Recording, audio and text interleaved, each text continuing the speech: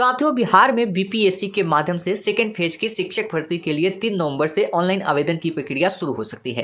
दोस्तों, यह वीडियो आपके लिए काफी महत्वपूर्ण है क्योंकि मैं आपको इस वीडियो के माध्यम से डॉक्यूमेंट लिस्ट के बारे में बताने वाला हूं कि कौन कौन से डॉक्यूमेंट आपको अभी तैयार करना है। पिछली बार कुछ छात्रों ने गलतियां किया था और उसके कारण वे डिग्री से बाहर हो गए, तो आप वैसी गलतियां नहीं करेंगे, तो वीडियो को आप अंत तक जरूर देखें।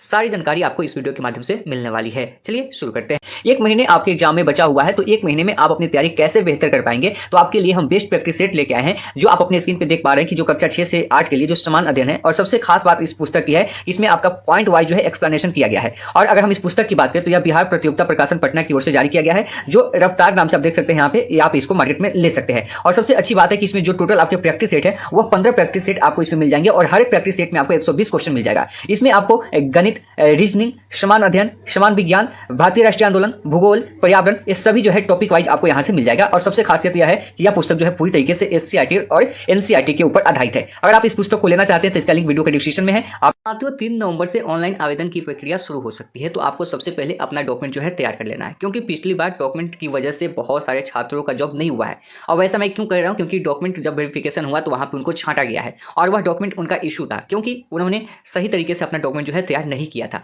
तो आप लोग वैसी गलती ना करें, और कौन कौन से बातों पर ध्यान रखना है इसके ऊपर भी हम लोग यहाँ पे बात करने वाले हैं। तो सबसे पहले हम बात करने वाले हैं आपके आधार कार्ड को लेकर। देखिए, आधार कार्ड काफी महत्वपूर्ण हो जाता है आपके इसी शिक्षक भर्ती बहाली के लिए या फिर अदर किसी भी काम के लिए। तो इसमें काफी इसका अच्छा रोल देखने को मिला है। क्यों? क्योंकि यहाँ पे जो भी आधार कार्ड से जिसका मोबाइल नंबर लिंक था उसका तो वेरिफिकेशन आसानी के साथ हो गया है। जिसका मोबाइल नंबर आधार कार्ड से लिंक नहीं था उसके लिए काफी परेशानियां हुई है, उसको काफी परेशानियों का सामना करना पड़ा है। तो आपको ध्यान रखना है कि जो भी आपका आधार कार्ड है, आधार कार्ड में अगर कोई भी करेक्शन आपको कराना है, कोई भी सुधार कराना है, तो जल्दी से करा लीजिए, क्योंकि बहुत कम समय आपको मिलने वाला है फॉर्म फिलअप करने के लिए। और इतने कम समय में जो डॉक्यूमेंट आपके पास नहीं है उसको बनवाने में काफी समय लग जाएगा। जिसके पास ऑलरेडी बना हुआ है उसको तो खैर ज्यादा टेंशन नहीं होने वाला है, लेकिन अगर आपके पास नहीं है तो आप बनवा लीजिए। अब सबसे पहले बात करते हैं आधार कार्ड के ऊपर, कि जब भी फॉर्म फिलअप करेंगे तो आप वहां पे अपना आधार नंबर ही डालिएगा। पैन कार्ड का भी ऑप्शन रहता है, आधार सर्टिफिकेट का भी ऑप्शन रहता है, लेकिन आधार कार्ड डालिएगा तो थोड़ा जल्दी आपका वेरीफाई भी होता है। और यहाँ पे आपके पास ओटीपी का भी ऑप्शन होता है। बहुत सारे छात्रों ने पैन कार्ड डाला था तो उनके पास तो कोई ओटीपी आ नहीं रहा था मोबाइल पे, तो वहाँ पे उनको दिक्कत हुआ है। ऐसा नहीं है कि उनका जॉब नहीं हुआ है, लेकिन परेशानी उनको काफ़ी हुआ है। तो अगर आप परेशानियों से बचना चाहते हैं तो आप आधार कार्ड का इस्तेमाल करें। अगर कोई एरर है आधार कार्ड में तो उसको सुधार करवा लें, और बहुत ज़्यादा एरर हो तो आप पैन कार्ड डाल सकते हैं, ऐसा नहीं है कि आप नहीं डाल सकते हैं। लेकिन अगर परेशानियों से बचना चाहते हैं तो आप आधार कार्ड का इस्तेमाल करेंगे। उसमें डेट ऑफ बर्थ आप सब कुछ अपना चेक कर लेंगे, जो आपका 10th में होगा डेट ऑफ बर्थ, उसी के आधार पर आप इसमें अपना डेट ऑफ बर्थ इसमें भी आधार कार्ड में रखेंगे। और ऑलरेडी अगर पहले से आपका सब कुछ सही है तो ज़्यादा परेशान होने की आवश्यकता नहीं है। तो पहला आपको डॉक्यूमेंट यहाँ पे आधार कार्ड के ऊपर फोकस करना है, यह काफ़ी इंपॉर्टेंट है। बात करते हैं रिजर्वेशन कैटेगरी और डॉक्यूमेंट की बात करते हैं। जो रिजर्वेशन कैटेगरी, अगर आप बात मानते हैं कि अगर आप ईबीसी से आते हैं, अगर बीसी से आते हैं, अगर आप ईडब्ल्यूएस से आते हैं, तो आपके पास रिजर्वेशन कैटेगरी सर्टिफिकेट होना चाहिए, और यह आपको बनवा लेना चाहिए। देखिए, अगर आप इसको नॉर्मली अब बनवाने जाएंगे तो इसमें 21 दिनों का समय लगता है, ठीक है। अगर ओबीसी की बात करें, एनसीएल की बात करें तो 21 दिनों का समय लगता है। अगर ईडब्ल्यूएस की बात करें, इन सब बनवाने में कम से कम 21 दिनों का समय लगता है, और फॉर्म फिलअप करने में भी आपका 21 दिन का समय नहीं है। तो ऑलरेडी अगर आप पहले से बनवाए होंगे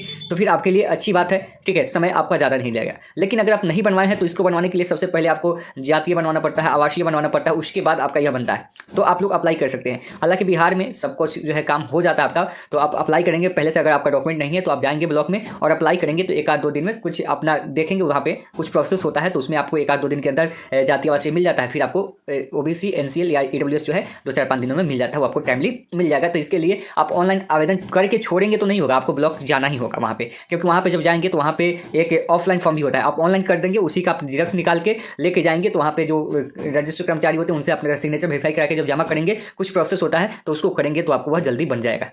तो इसकी भी समस्या आपकी दूर हो जाएगी। आप जिस रिजर्वेशन में आते हैं वो अपना बनवा सकते हैं। फिर बात आती है रेसिडेंशियल की, जो वही आवासीय की मैं बात कर रहा हूँ, तो आपको वैसे ही बनवा लेना है कि आप बिहार के अस्थायी निवासी हैं। तो बिहार के अस्थायी निवासी होंगे तो आपको आरक्षण का लाभ मिलेगा, ठीक है। और महिलाओं के लिए खास करके पिछली बार हुआ था कि जहाँ पे है, अगर बिहार से बाहर है तो वहाँ से बनवाना है हस्बैंड के नाम से, लेकिन बाद में चेंज किया गया था, तो यहाँ से भी बनवा सकते हैं। और बात करते हैं इसके अलावा जो भी आपका डॉक्यूमेंट है, हम बात करते हैं आपका सीटेट का जो सर्टिफिकेट है, या आपने अगर बीटेट पास किया है तो उसका आपका सर्टिफिकेट होना चाहिए, वो भी आपको अपलोड यहाँ पे करना होगा। वो तो आप सभी के पास होगा ही, अगर आप सीटेट पेपर 2 पास होंगे तो ध्यान रखिएगा, पेपर 2 आप पास होंगे तो वह डॉक्यूमेंट आपको देना होगा। इसके बाद डेट ऑफ बर्थ के लिए आपको एक डॉक्यूमेंट देना है। अगर आपका डेट ऑफ बर्थ बना हुआ है, ठीक है, जन्म तिथि प्रमाण पत्र अगर आपका बना हुआ है तो आप डाल सकते हैं, नहीं है तो इसके जगह पे आप दूसरा भी ऑप्शन यूज कर सकते हैं। जैसे वहाँ पे 10th सर्टिफिकेट भी अपलोड करने का ऑप्शन था, आप डाल सकते हैं। लेकिन अगर आपके पास जन्म तिथि का जो प्रमाण पत्र बना हुआ है, जो आपका डेट ऑफ बर्थ होता है, वह अगर प्रमाण पत्र बना हुआ है तो आप उसको अपलोड कर सकते हैं, ध्यान रखिएगा। इसके अलावा हम बात करते हैं 10th का आपके पास सर्टिफिकेट होना चाहिए, ठीक है। सर्टिफिकेट आपको डॉक्यूमेंट अपलोड करते समय मांगा जाता है।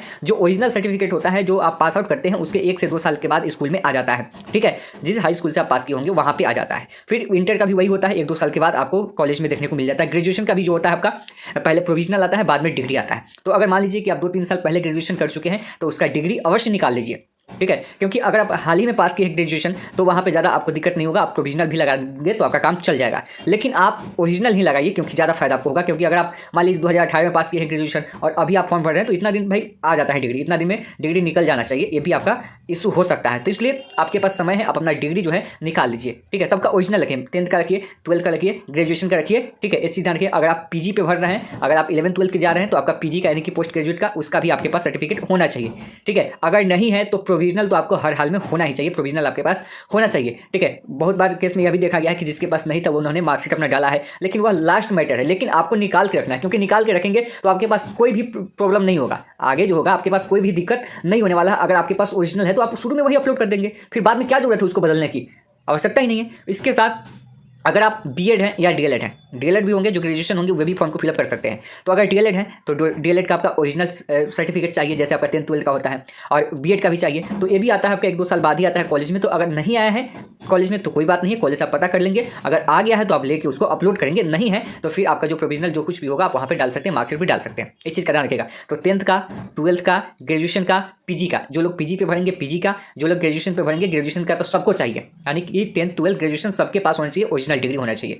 ठीक है, और पीजी का जो 11th-12th डालेंगे उनको चाहिए। अब यहाँ पे बीएड की बात हमने कहा कि बीएड का भी आपको ओरिजिनल चाहिए, डीएलएड का भी आपको ओरिजिनल चाहिए। ठीक है, आपको यहाँ पे डालना होगा। इसके बाद हम बात करते हैं आपका, अगर एमएड वगैरह है जो कुछ भी है आप डाल सकते हैं। मान लीजिए कि बीए में आपका कॉमर्स है तो उसके लिए आपका सबका वही आता है, जो डिग्री होता है आप वही डिग्री अपलोड करेंगे। तो ये सभी डॉक्यूमेंट आपको रखने अनिवार्य रूप से। बाकी सारे डॉक्यूमेंट्स होते हैं, लेकिन जो अपलोड किया गया था, देखिए इसके पहले जो अपलोड किया गया था, मांगा गया था बीपीएससी की ओर से, ये सभी डॉक्यूमेंट आप अपने स्क्रीन पे देख सकते हैं। जिसके पास एमएड होगा अपना एमएड का लगाएगा तो ओरिजिनल ही लगाएगा, उसमें मार्कशीट नहीं मांगा गया था। लेकिन मार्कशीट अगर नहीं है, सर्टिफिकेट नहीं है, तो उसके जगह पे आप मार्कशीट अपलोड कर सकते हैं, जो पिछला बार भी होना चाहिए। और इस बार भी ध्यान दीजिएगा कि आपके पास एक अपना मोबाइल नंबर होना चाहिए और एक आपके पास ईमेल आईडी आपका खुद का होना चाहिए। अब ऐसा नहीं कि बहुत सारे स्टूडेंट क्या कहते हैं, जब साइबर कैफे से फॉर्म को फिलअप करते हैं तो उन्हीं का ईमेल आईडी दे देते हैं, मोबाइल नंबर उन्हीं का दे देते हैं, तो बाद में दिक्कत होता है। बाद में जो लॉगिन करना होता है उस चीज़ भी आपको दिक्कत का सामना करना पड़ता है। तो इसलिए इन सभी डॉक्यूमेंट को आप ध्यान से रखेंगे। एक आपका ईमेल आईडी पर्सनल होना चाहिए और आपका मोबाइल नंबर पर्सनल होना चाहिए। और पासवर्ड जो है किसी के साथ शेयर नहीं करना है। वो जब फॉर्म फिलअप करेंगे उस समय हम आपको बता देंगे कि उस समय आपको ध्यान रखना है। साइबर कैफे से भर के आएंगे तो पासवर्ड अपना चेंज करके रख लेना है। इस चीज़ का भी आपको खास करके ध्यान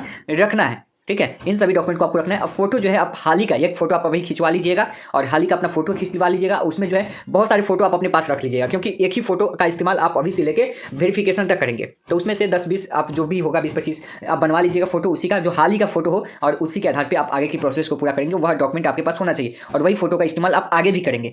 तो डॉक्यूमेंट लिस्ट तो आप समझ गए होंगे कि क्या क्या चाहिए, फिर से बता देते हैं। आपके पास आधार कार्ड चाहिए, आधार कार्ड नहीं है तो पैन कार्ड चाहिए। ठीक है, या नहीं है तो ड्राइविंग लाइसेंस चाहिए, कोई भी हो चलेगा। अगर उसके बाद बात करें तो रिजर्वेशन कैटेगरी के लिए आप अगर बीसी में आते हैं तो आपका एनसीएल चाहिए, उसके लिए चाहिए। ठीक है, अगर आप ईडब्ल्यूएस में आते हैं तो उसका सर्टिफिकेट चाहिए। फिर आपका आवासीय का सर्टिफिकेट चाहिए, आवासीय आपका बना होना चाहिए बिहार का, या फिर अब जहाँ का है वो तो बना होना चाहिए। आवासीय रहेगा तो ही आपको बिहार का लाभ मिल पाएगा आरक्षण कोटि में। फिर आपका सीटेट पास है, बीटेट पास है, पेपर 2 पास है, तो उसका सर्टिफिकेट आपको होना चाहिए।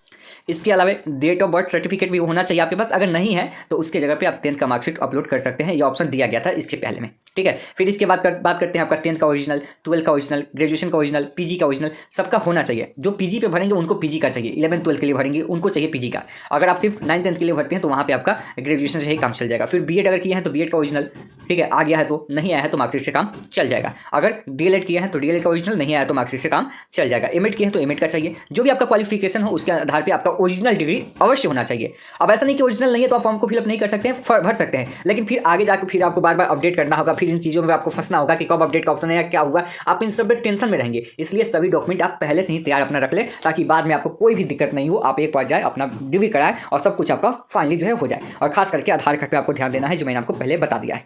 ठीक है, तो इन सब बातों को आप ध्यान में रखिएगा और जो भी डॉक्यूमेंट से अपडेट आगे और भी आएगी मैं आप लोग को बता दूंगा। और देखिएगा जो अभी हाल में जो भी आवासीय होता है आपका, वह 1 साल की वैलिडिटी होती है। तो अभी हाल ही में आपने 2-3 महीने पहले बनवाया तो फिर आपसे बनवाने की आवश्यकता नहीं है, क्योंकि डॉक्यूमेंट आपका ऑलरेडी पहले बना हुआ है। उसकी वैलिडिटी कम से कम 1 साल तो होती ही है। ठीक है, तो 1 साल के अंदर जो भी आपके डॉक्यूमेंट है सब आपके वहाँ पे मान्य होंगे, बनवाने की आवश्यकता नहीं है। लेकिन जिनके पास नहीं है तो जल्दी से आप बनवा लीजिए, समय आपके पास बहुत कम है। आगे जो अपडेट आएगी आपको देते रहेंगे। तो वीडियो को लाइक कीजिए, चैनल को सब्सक्राइब कीजिए और वीडियो को डिस्क्रिप्शन में टेलीग्राम चैनल का लिंक है उसको भी ज्वाइन कीजिए।